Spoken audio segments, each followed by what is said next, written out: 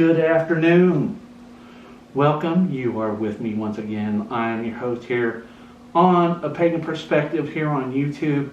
And, excuse me, today we are talking to you about what's coming up here on the 20th and the 21st.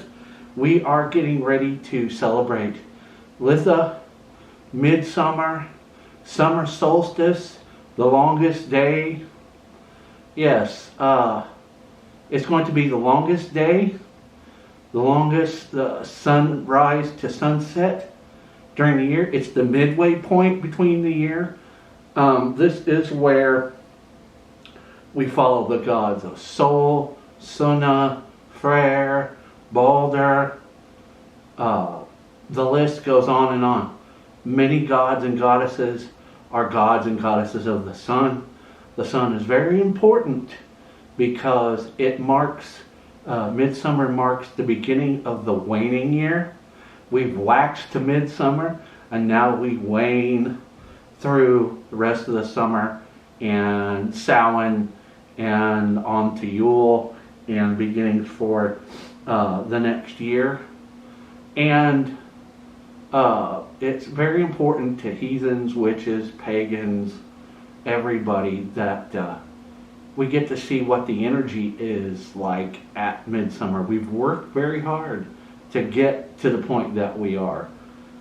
You know, I'm dealing with challenges. I almost had to have cataract surgery, but thank the gods, I don't have to for a few more years. Probably more like 6 years actually. But I have some other challenges that are happening right now.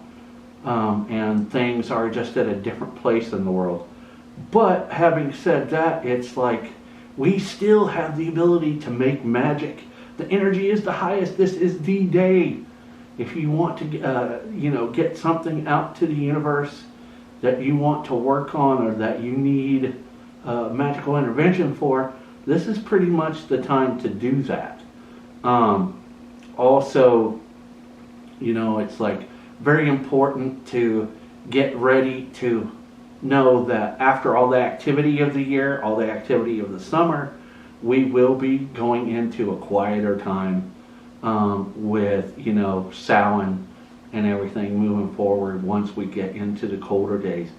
But, we're going to have a nice fall and all that. But today we're talking about Midsommar, Midsommar, Litha, Sunstead for some other traditions. So it's, there's just a whole lot. And what I thought we could do today is look at some of the pagans in the past that have passed on their traditions and stuff. So I have some books that are just incredible. And we've got some things that we're going to share with you today out of these books. These are just going to be snippets. There are some really long, stuff in here.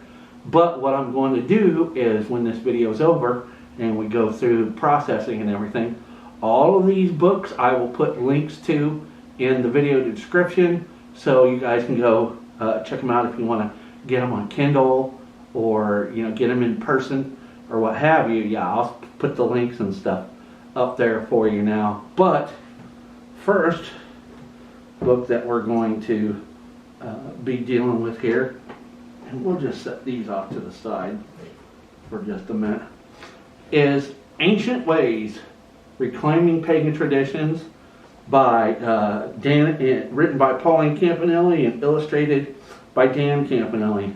Unfortunately, we have lost both of them. They have since passed several years ago, but I love their work. These are folk witches. These are people that are very much close to the land. And so, yeah, we're going to kind of give you some... and this book is just awesome. Every season you could think of, and I've got it marked. Okay.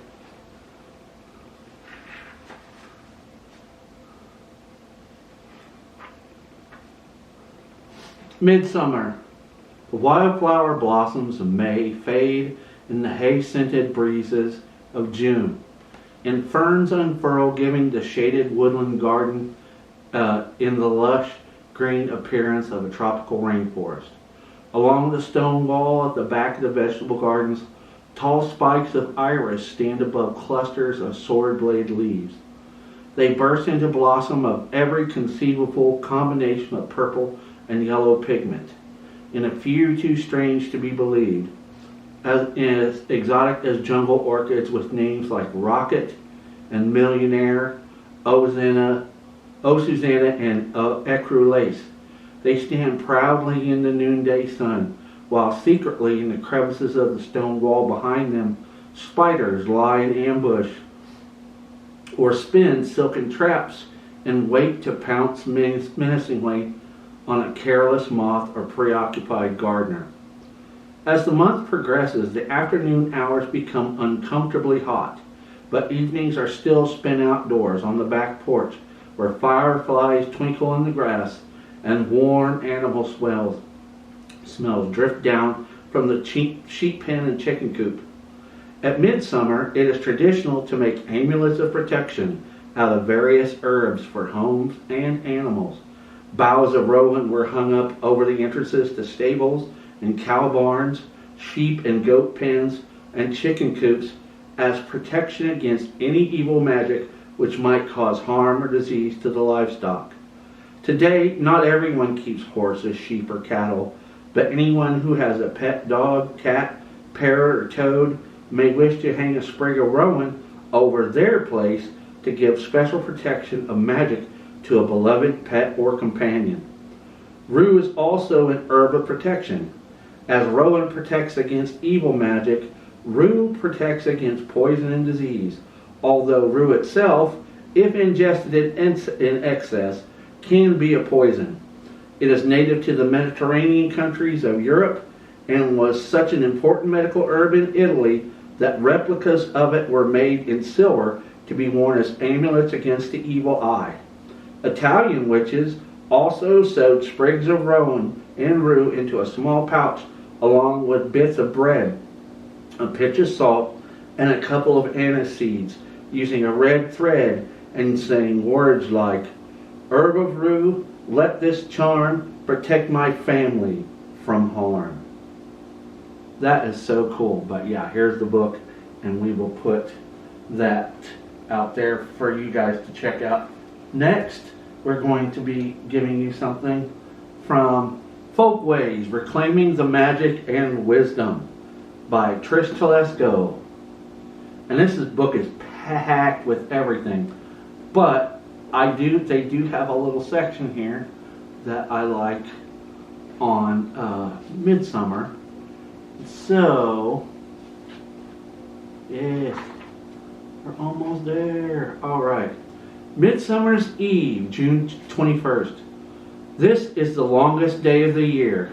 From this point onward, the season was judged dangerous because the strength of the sun was starting to wane. To this day, many herbs used for magical rites are harvested on Midsummer's Eve, and a hazel wand obtained on this date was thought to lead the lucky owner to hidden treasures. In some versions of this celebration, a hen's egg might be broken and used for scrying.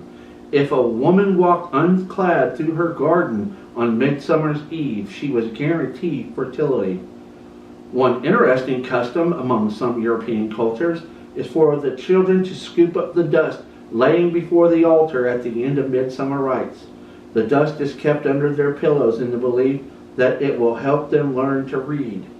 We could keep to this tradition in a slightly cleaner manner by having a bowl of rich potting soil at the base of our altars.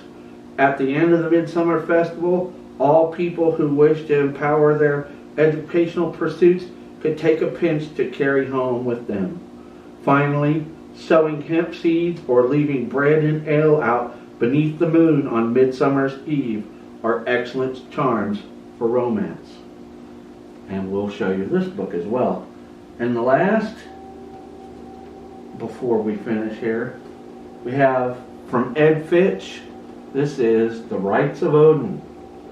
And here we have a ritual for the day And in this book, it is called Summer Sunstead, and I'm going to give it to you. It's fairly short. This ritual is held about the time of the summer solstice near June 21st. It is a time of festival for several families gathered together, each bringing food and drink for the potluck feast. Prior to the time of the rite, have a day of games and good company for children and parents alike. The ritual may be held out of doors or inside. Place a green tree at the center of the ritual area, decorated by the children with many yellow and orange ribbons, a string of orange and yellow lights, and other decorations of this season. Having candles available to give to the children as the ceremony starts. Place banners of Odin and Freya at the northern edge of the ritual area, or some appropriate other symbols of the female and male in the divine. Light a candle or torch before each symbol. At the beginning of the rite, the master of the house summons the celebrants by blowing a horn. When all are gathered, he and the lady of the house light the candles and give them to the children, telling them to place the candles at the edge of the ritual area. Place these candles about the edge of our ritual area so that the great ones may be with us. When all are in readiness, the master of the house raises his hand and says, "Friends, I now bid thee to join in a celebration of the season of midsummer. This is the time to celebrate the life that the gods give to us and the victory of life for the whole world. The days are good and the times to come will be happy for all of us." The lady of the house then says, "Let us now remember the earth, mother of all. Her love and devotion shall always bring forth life anew, and so also shall our family prosper." Then the master of the house says, "Let us now remember the Father, King of wild things, fields and farms, giver of life and protector of all. The brightness and joy and love shall always shine as an example for our people." The eldest child should place a wreath or ribbon over the banner of Odin, and the master of the house serves cakes and punch to all of the children. When all is finished, the lady of the house says, "May the Holy Lady bless our homes, our families, and all we own. So mote it be. So mote it be." The master of the house then says to the assembled family members, "May our Lord and our Blessed Lady give blessings upon us. Let us give joy and good friendship before the great ones, and in so doing honor them. The rite is ended. The gods be with thee. The gods be with thee." Give several soft buffers of foam rubber type and use these as toys for the kids to play with afterwards. Oh, that is very cool. Later, after all the play, it's a great day to have a barbecue or a wiener roast or a potluck dinner for all the family. I agree. I love to have potlucks. So yeah, this is The Rites of Odin by Ed Fitch. And I just thought that today we would talk about this for just, to let you guys know a little bit about what Litha and Midsummer and the summer solstice means. It's the center of the year. It's the waning part, the waxing up to part. The energy is high. Do ritual, do magic, chant, send out prayers to the gods and to the universe. Until next time, I hope you guys enjoyed this video. Check us out. We'll put information where to find Raven Temple, HRAFN, Temple of Wicca on Facebook. And we're gearing up for our very own Midsummer. We're going to do it here in the ritual space. We've got friends and family that are going to be coming. So yeah, I'm looking forward to it. So until next time, I am Reverend Samantha Tree Walker of the Order of Standing Oak and Theofrith Jessup of Raven Temple of CX Wicca, saying blessed be until our next video.